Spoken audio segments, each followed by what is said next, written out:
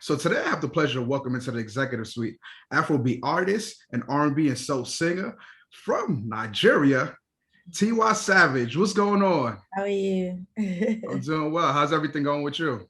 Blessed. I feel good. So let's talk about your career. You know, you're born in Nigeria, then you moved to London to finish up school. How did those two things influence your, translate into your music and your sound? I think I was just exposed to, living in Nigeria and then living in the UK. It allowed me to be exposed to different genres of music, and I think it reflects in the music that I do. It's like a fusion of Afrobeat, R&B, soul, and that's just because of where I've been able or been afforded to live over the years. Yes, yes. So the first African female to win the MTV Europe Award. Can you tell us for Best Female Artist, by the way? Let me get that correct. Let me get that right. Can you tell us how you were feeling? Like, tell us the whole vibe. It was a very, very beautiful moment. I can't explain it. I can't even take it for granted. Like, it was incredible for myself and my team. I want to talk about where you started as far as your background. Working with Whitney, Mary, George Michael. That's big. Yeah. Can you tell us about that? Any great stories, any experiences about working with those artists? It was so great. I was blessed to just be, first of all, to even work with people like that. As I went on a brief like promo tour with Mary J Blige, and that was just incredible, just to see how hard she's been working, and just over the years, just how passionate she is. Every night would go on stage. Her passion was just unreal every single night. So it was just a blessing for me to be able to learn, from working with these icons, just watching them and just learning, like I said. Got it, got it. Okay, and I see Babyface was a big influence to you as well on your solo career. How did that? How did you meet Babyface, and how did that come about? So I was at one point I moved to Los Angeles to work as a songwriter. Okay. And I was introduced to him, to write songs and to work in sessions with him. And yeah, he was again just iconic, incredible, and he was just very encouraging. He would say to me, like he would ask me about 𝓲𝓾 and African music, African artists, African sounds. And he really encouraged me to, go back to Nigeria and, like infuse that style of music into the R&B that, I was getting Okay. introduced to at the time. Okay. And what's like your favorite part? Is it creating the records or actually performing them?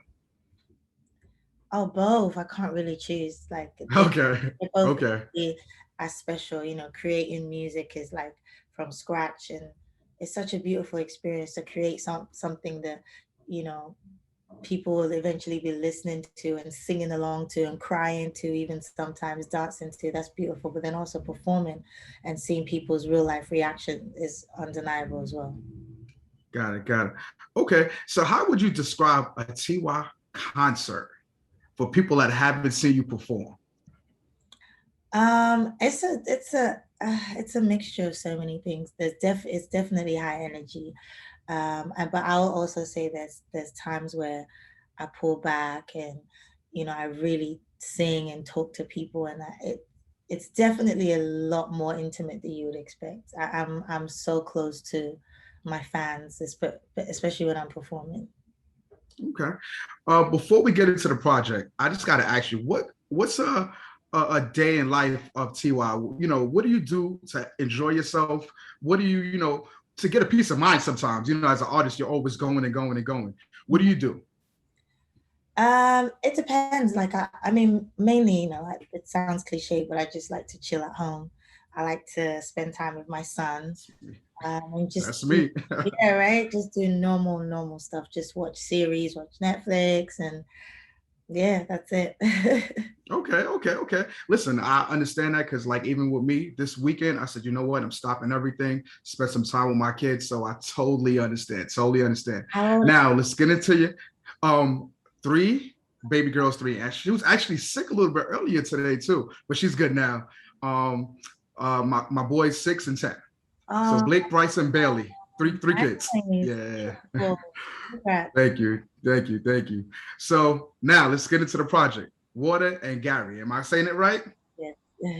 I was doing my research on it a little bit too. So what's the meaning of that before we get into some of the tracks that I actually love on there? But what's the meaning of that? So yeah, water, obviously we know what that means. Garri is like Yes. a lake that is from my country, and Fufu. kind of similar. All right. Okay. Similar, close enough. Okay. So fufu is like a solid, like Stop. Okay. yeah, but Garri is like more like a porridge type of consistency. Got it.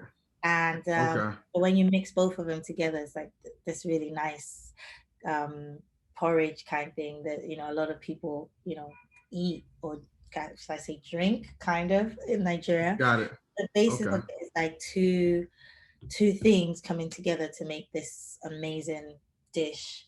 And that's what I wanted to create on the project. If you notice, a lot of the songs have features, so I want to Yes. bring other people into my world, people that you wouldn't necessarily think that I would do a record with, and then coming together and making beautiful music, making magic. So Yes. Nas, I was like, wow, Rich King, Brandy, more. Like you got a lot going on with 5 tracks at that. You know what I'm saying? So we're definitely gonna get more into that.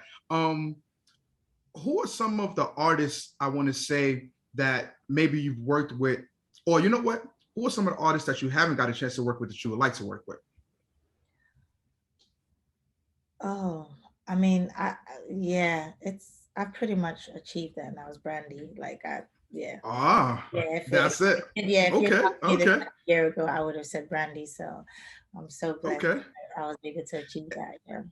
And since you're talking about Brandy, let's get into it. Somebody's Son. Can you tell us about the record, how the record came about, and having the vocal Bible is herself, Brandy, on the track? Come on, the collab, crazy. So tell me about it. It was amazing. Like I've always, like I said, just looked up to Brandy, and so when we got on the call and she assured me that we were going to do a record together, I went back into the studio and I was making R&B tracks, and I was like, nah, we need to make an Afrobeat track. And I played it for her. She loved it. She absolutely killed it. It was just very seamless, like the whole process, like everything was just, it was the chemistry was unreal, and you could hear it in the music too. Okay. Why do you call this project your spiritual journey through music? Because I had released songs and albums before, but this time it felt different. It literally felt like I was on a spiritual journey. Like I'd never done music like this before, and it just felt new and fresh for someone like me, like the kind of genre that I do. So it was definitely a journey for me to get here, to be able to just be free to take the musical risk that I wanted to take on the project. Yes. And talking about legends on a project, we got to talk about Nas, the first track on the album too. How did that come about? Oh my goodness. So, I mean, where do I start? It's just incredible that I have him on the song. It's just amazing, iconic. Like, so I'd done the song with Rich King, and we were listening to it in the studio, and he's like, "Do you know who would be really great on this?" And he was like, "Nas." I'm like, "Yeah, of course it would be great, but how are you gonna get Nas on the record?" Fortunately for us, like a guy called Anthony works with both myself and Nas, so I, get on the phone and I'm like, "Hey, do you think, Nas would do this record?" And he's like, let me find out. I'll send it to him. And literally like 15, 20 minutes later, he's like, "Yo, he's down to do it." I was just shocked. Like, I didn't even tell people, because I was just like, I want to wait till I get the vocals in. And he killed it, Got it. Okay, so listen, thank you so much for stopping by. Can you please introduce to the people your song, Somebody's Son?